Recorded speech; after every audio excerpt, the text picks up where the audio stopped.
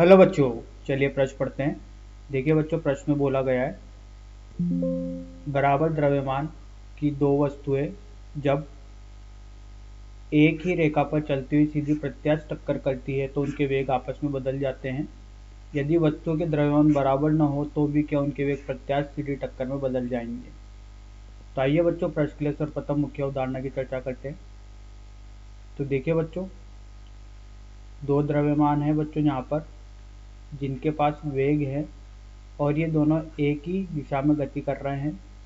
ये द्रव्यमान m1, इसके पास वेग है बच्चों u1। एक दूसरा द्रव्यमान है बच्चों m2 जिसका वेग है बच्चों u2। u1 का मान ज़्यादा है बच्चों u2 से, तो बच्चों कुछ समय बाद से एक दूसरे से टकरा जाएंगे। टकराने के बाद बच्चे वो एक दूसरे में ऊर्जा का स्थानांतरण करेंगे और वापस बच्चों कुछ ना कुछ वेग v1 और ये v2 जो है वो प्राप्त कर लेंगे। ये द्रव्यमान m1 और ये द्रव्यमान m2। तो बच्चों इस स्थिति में जो प्रारंभिक संवेग होगा ये किसके बराबर होगा? अंतिम संवेग के। अब बच्चों ये टक्कर प्रत्यास्थ है, तो प्रत्यास्थ टक्कर होने के बाद बच्चों ये दोनों जो होंगे वो अलग अलग वेगों से गति करेंगे और ये जो होंगे बच्चों ये अलग अलग वेगों से गति करेंगे और ये आपस में चिपकेंगे नहीं। तो इनकी गतिज ऊर्जा भी क्या होगी? संरक्षित रहेगी। बच्चों अगर अप्रत्यास्थ टक्कर करेंगे तो ये आपस में चिपक जाएंगे और ये पूरे एक निकाय की तरह कार्य करेंगे और इन पूरे का जो वेग होगा वो एक वेग दिया जाएगा दोनों का द्रव्यमानों को मिला के। तो आइए बच्चों इस मुख्य उदाहरण के आधार पर प्रश्न को हल करते हैं। देखिए बच्चों, प्रश्न में बोला गया है कि दो बराबर द्रव्यमान की वस्तु। तो दो बराबर द्रव्यमान की वस्तु है बच्चों, इनका द्रव्यमान m और इसका द्रव्यमान m है।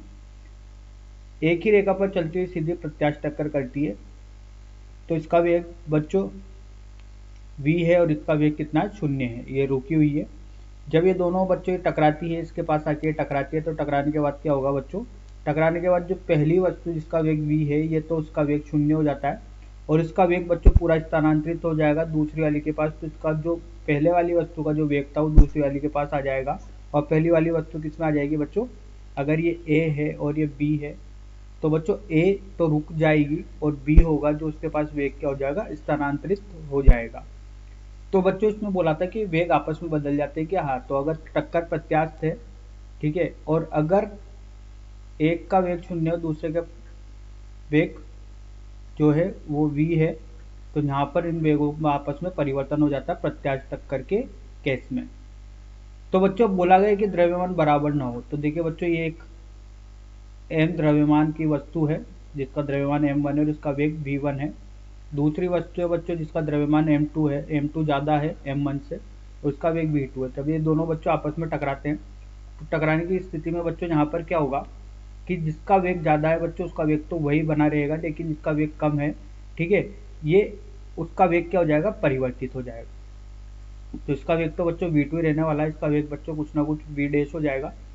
तो देखिए बच्चों, अगर एक कोई भारी वस्तु एक हल्की वस्तु से टकराती है तो हल्की वस्तु के वेग में परिवर्तन होता है। शायद वो वस्तु रुक भी जाए, नहीं भी रुके तो बच्चों उसके वेग में परिवर्तन ये जो है वो निश्चित है। लेकिन जो बच्चों यहाँ पर भारी वस्तु होती है उसके वेग में परिवर्तन नहीं होता, ये भी निश्चित होता है बच्चों।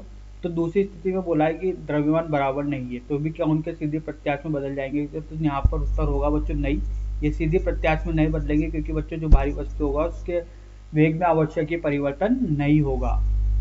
तो नहीं, प्रत्यास्थ टक्कर में नहीं बदलेंगे। और बच्चों पहली स्थिति में उत्तर होगा हाँ,